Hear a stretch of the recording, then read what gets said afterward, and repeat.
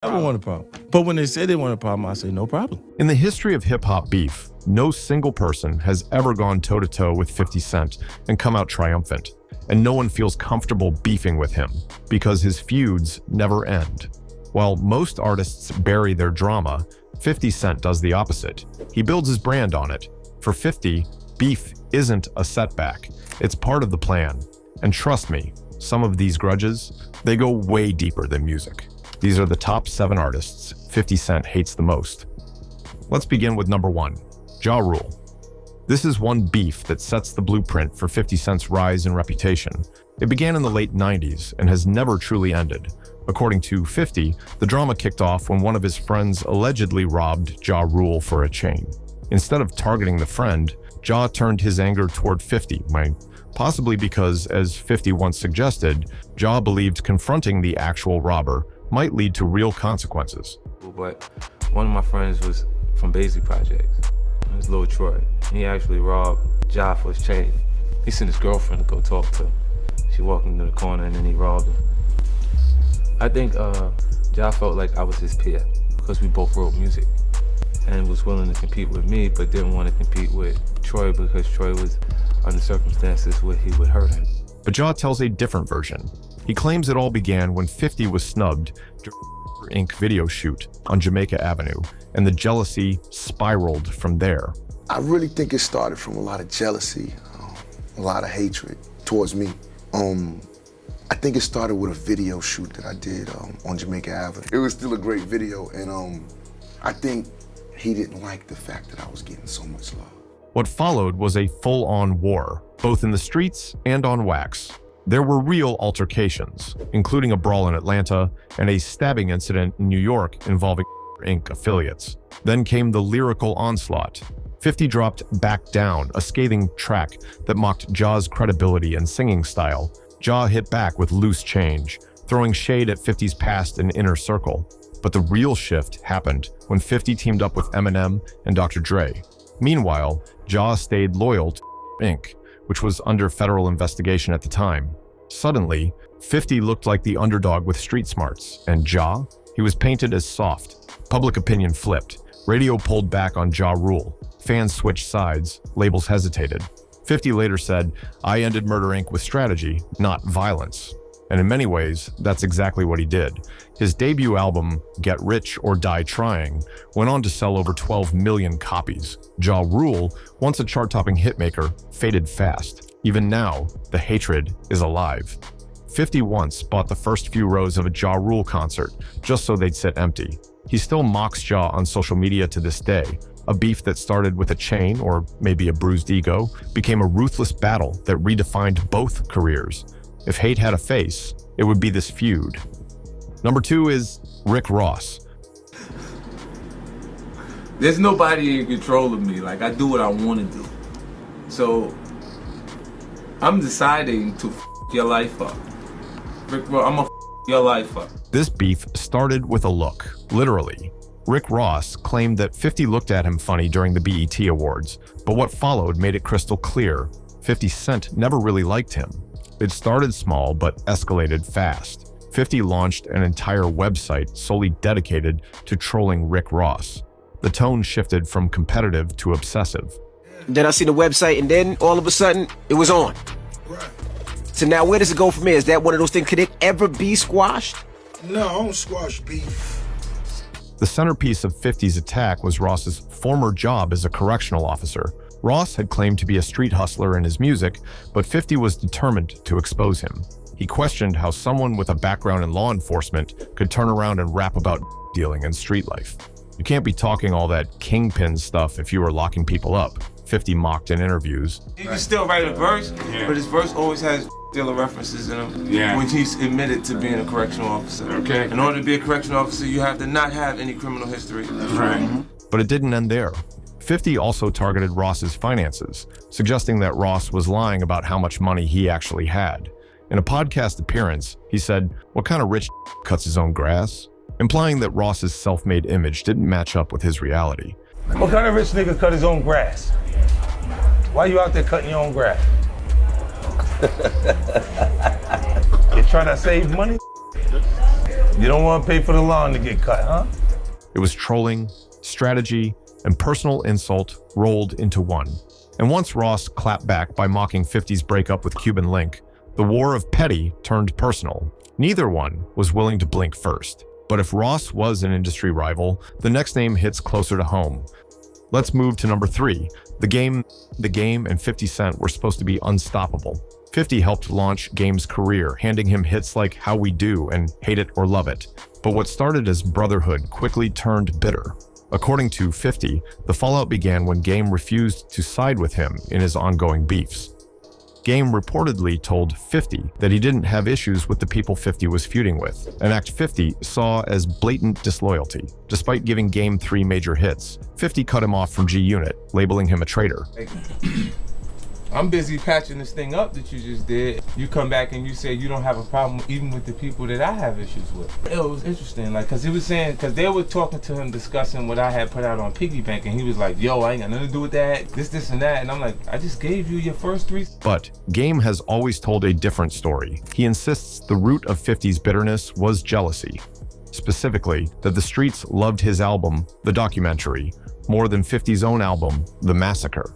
The streets are saying that the documentary was better than the massacre, which it is, and 50 got jealous and kicked me out of G-Unit. But 50 never believed Game was that good in the first place. Over the years, he repeatedly downplayed Game's abilities in interviews, making it clear that if it weren't for him, Game would never have performed well in the first place. It's because even Dre felt like what he was doing wasn't good enough or up to standard until I actually offered those songs. You know, like the songs that he did have was music that I made. And when 50 finally kicked him out of G-Unit, Game came back swinging with the legendary diss track, 300 Bars and Runnin'. Things escalated beyond music. Their entourages clashed outside Hot 97's studio, with gunfire ringing out in a chilling moment that turned rap beef into real-life danger. 50 later responded with, "Not rich, still lying," continuing the assault. Though they've had brief moments of civility, shaking hands at public events, the damage was done. This was more than a feud. It was a fallout between two artists who were once on top of the world, now separated by pride, power, and pettiness. And speaking of grudges, 50 holds a unique kind of tension with the man at number 4, Diddy. Diddy and 50 Cent's feud is the most mysterious of them all. It's not about music. It's not even about business. It's about vibes, or as 50 puts it, funny energy. 50 has long hinted that Diddy is suspect, implying things about his parties and his industry power plays. The most infamous incident? A wedding where Diddy allegedly told 50, "Let me take you shopping." 50 said he looked at him like, "What did you just say, man?" No, but me and you, we ain't party. Like, we need to. What is he talking about? That's the kind of stuff that when people say that to me, I get a little uncomfortable. I get uncomfortable. Like he said something to me one time, a long time, at Chris Lighty's wedding. He told me he'd take me shopping. I looked at him like, what'd you just say? Diddy has mostly laughed it off, once joking in an interview. He needs clothes. I thought he needed some clothes. And he said you did the same thing to him. You asked him to take him shopping. I thought he needed some clothes. What? I'm a nice guy. But make no mistake, behind the jokes is a real tension, especially as Diddy's name started appearing in lawsuits and shady rumors. 50 was quick to post memes, mock headlines, and poke at every scandal. He might not have dropped a diss track, but the trolling is constant and sharp. Still, 50's wars weren't just with fellow moguls. Sometimes it came down to old friendships. Enter number 5, Fat Joe. Fat Joe and 50 Cent started off cool, even friendly. But when Joe collaborated with Ja Rule and Jadakiss on the 2004 track New York, 50 saw red. It was the height of his war with and anyone siding with Ja Rule was, in his eyes, the enemy. 50 retaliated with Piggy Bank, dissing Fat Joe for his association. The animated video version was brutal, portraying Joe as overweight and weak. The message was clear: you picked the wrong side. For years, the two traded jabs in interviews and award shows.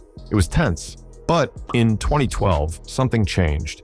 Chris Lighty, one of hip-hop's most respected managers and a close friend of both men, passed away.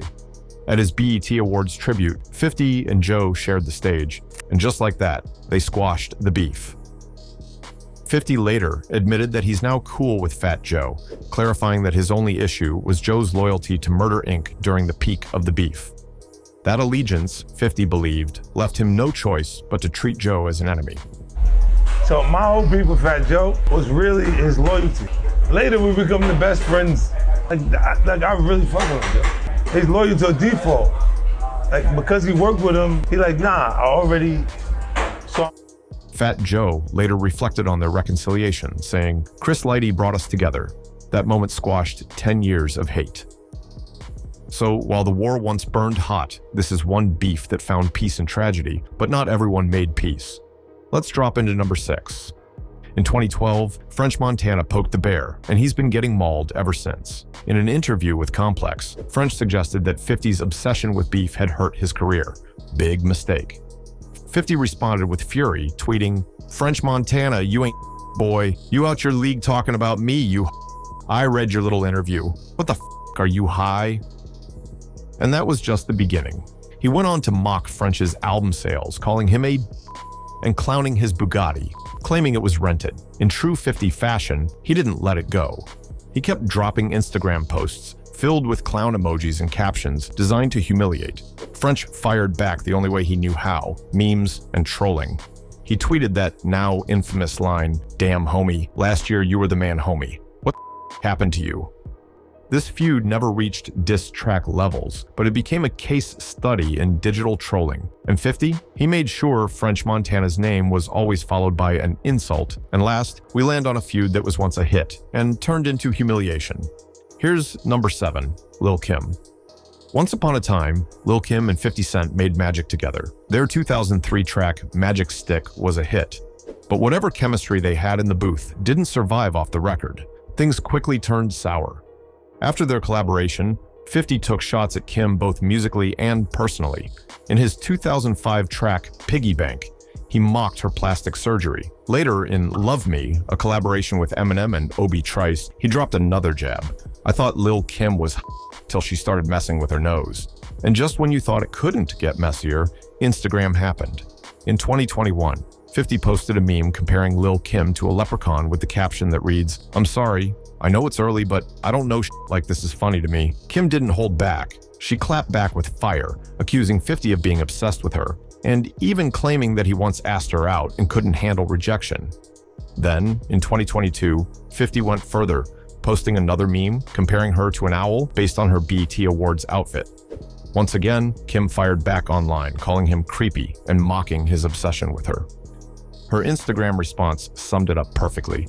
"Get off my I feel like I'm in Didn't know I had a girlfriend named Curtis." Fans were divided. Some sided with Kim, calling 50 out for bullying. Others ate it up, laughing along with his endless trolling. Either way, this beef never really died. It just moved to memes. And that perfectly sums up what 50 Cent does best. He doesn't just start beefs, he evolves them. What began as a collaboration turned feud became a digital battle that never truly ended. A meme today, a diss tomorrow, and a reminder that once you're in 50's crosshairs, you're never fully out. 50 Cent isn't just a rapper, he's a strategist, a master manipulator, and when he decides he hates someone, he turns it into a campaign, a spectacle, a show. But what do you think? Did 50 go too far, or was it all part of the game? Drop your thoughts below, because when it comes to hip-hop beef, nobody plays it like 50 Cent.